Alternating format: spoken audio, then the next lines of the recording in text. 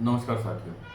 आज हम लोग बात करेंगे अपने सिबिल स्कोर यानी कि क्रेडिट स्कोर या क्रेडिट बोलते हैं अपने यहाँ पे वागड़ में।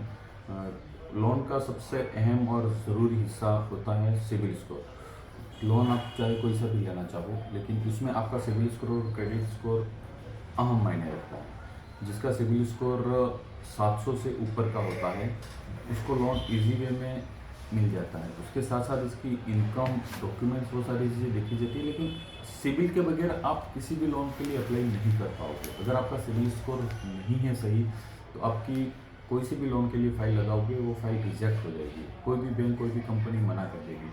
बहुत सारी कंपनियां ऐसी होती हैं जो सिबिल स्कोर कम होने पे भी आपको लोन देती है, लेकिन वो फिर रेट ऑफ इंटरेस्ट या ब्याज आपसे उतना ज़्यादा रहती है जो आप ईएमआई भरोगे तो आपको काफ़ी महंगा पड़ता है वो। तो हम लोग आज सबसे अहम और ज़रूरी जो बात करेंगे सिबिल स्कोर। बहुत सारे लोगों का देखा जाता है कि लोन तो ले लेते हैं लेकिन टाइमली इसको भर नहीं पाते हैं। अब जब टाइमली नहीं भर पाते हैं तो उनका सिबिल स्कोर डाउन हो जाता है। सिबिल स्कोर का सीधा अपने वागड़ी भाषा में, अपने लोकल उसमें बात करूँ मैं तो कि एक बनिए से आपकी लेन देन कैसी है, वही आपका बैंक या कंपनी से लेन देन की तरह होता है। जैसे आप किसी बनिए के यहाँ पे ब्याज पे पैसा लेने जाते हो तो उसको टाइमली नहीं दे पाते हो, ठीक है, तो वो मार्केट में 4 जनों को बोलेगा कि इसका क्रेडिट खराब है यार, इसको पैसा नहीं देना, ये टाइम पे पैसा नहीं देता। वही सिबिल स्कोर का। बहुत से लोग यूँ सोचते हैं कि मैंने तो उस कंपनी से लोन लिया है और मैं अब दूसरी कंपनी में लोन लेने जाऊँगा तो उससे क्या फ़र्क पड़ेगा, उनको थोड़ी पता चले। ऐसा नहीं है। आपका पैन कार्ड और आपका केवाईसी जो होता है वो किसी भी लोन के लिए ज़रूरी होता है। जैसे ही उस बैंक या उस कंपनी में वो डॉक्यूमेंट आप दोगे तो आपका पुराना जितने भी लोन का हिसाब किताब है वो सारा उस पर दिखेगा। आपने जितने भी लोन लोन ले रखे हैं या किसी की गारंटी दे रखी है तो वो सारी चीज़ें उसमें दिखेगी और वो उसी के बिहार पे, उसी के आधार पे आपको लोन देंगे। तो सभी लोगों से मेरा हाथ जोड़ के रिक्वेस्ट है कि आप अपना सिबिल हमेशा सही रखें। सही का मतलब है कि आपकी ईएमआई ऑन टाइम भरें। जैसे आपकी किस्त 5 तारीख को लग रही है तो आपके अकाउंट में आप 2 या 3 तारीख को, 1 तारीख को ही पैसा जमा करो दे, ताकि आपका सिबिल स्कोर सही रहे। क्योंकि आपकी ईएमआई किस्त टाइम पे जाएगी ना तो आपका सिबिल स्कोर बढ़ा हुआ रहेगा। अगर आपकी किस्त टाइम पे नहीं जा रही है तो फिर वो आपका सिबिल स्कोर पे इफेक्ट करेगा।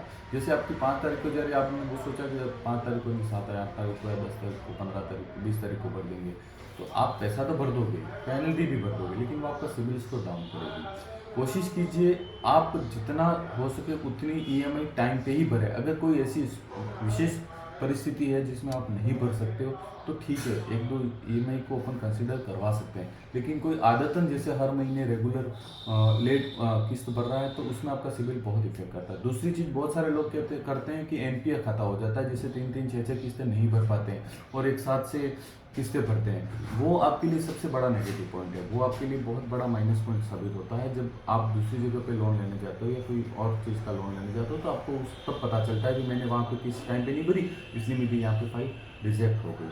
दूसरा, जैसे आपका एनपीए खाता हो चुका है तो आप उसको सडनली एक साथ से पेमेंट आने पे बंद मत करवाइए।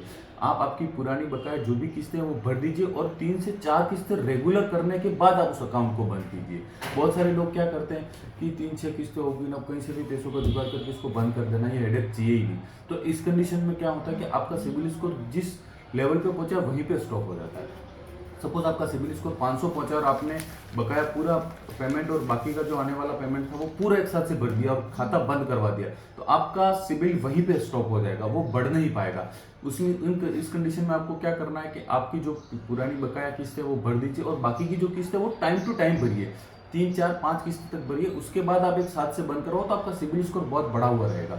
आप दूसरी किसी कंपनी या बैंक में लोन लेने जाओगे तो वो उस टाइम आपको आसानी से कंसिडर किया जाता है कि समझा जाता है कि हाँ ठीक है, इनकी कुछ कंडीशन ऐसी थी जो नहीं भर पाए, लेकिन कुछ किस्तें रेगुलर करने के बाद इनके पास पैसा है तो इन्होंने बंद कर दिया। दूसरा, आप जब गारंटी किसी की देते हो तो ऐसे आदमी की ही गारंटी दी जाए जो टाइम पे किस्त भर रहा हो। मोस्टली लोग देखते हैं कि फैमिली दोस्त को किसी को गारंटी दे देते हैं और फिर किस्त भरने के लिए उसके पीछे पीछे घूमते, भाई भर दे यार, भाई भर दे यार, मेरी सिविल बिगड़ रही है, मेरी सिविल बिगड़ रही है। उस कंडीशन में आपका उससे रिलेशन भी खराब होगा, आपकी सिविल भी खराब होगी। जब आपको लोन की ज़रूरत पड़ेगी तब आपको लोन नहीं मिल पाएगा। ऐसी बहुत सारे इश्यूज अपने वागड़ में देखे जाते हैं। गवर्नमेंट एम्प्लॉयज़ की बहुत सारी गारंटी ले ली जाती है और टाइम पे किस्त नहीं भरता है, फिर उस गवर्नमेंट एम्प्लॉय को बेचारे ने, उसने खुद ने ज़िंदगी में कहीं पर भी लोन नहीं लिया, लेकिन उसने गारंटियाँ 2-4 जनों की दे रखी है, उन्होंने उनकी सिविल को पूरा बिगाड़ के रख दिया है।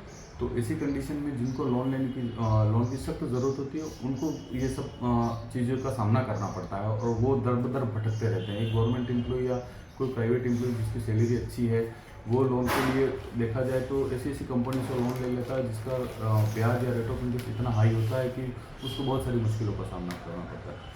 तो मेरी आप सब वागड़ियों से हाथ जोड़ के रिक्वेस्ट है कि आप कोई सा भी लोन हो अपनी ईएमआई समय पे भरें।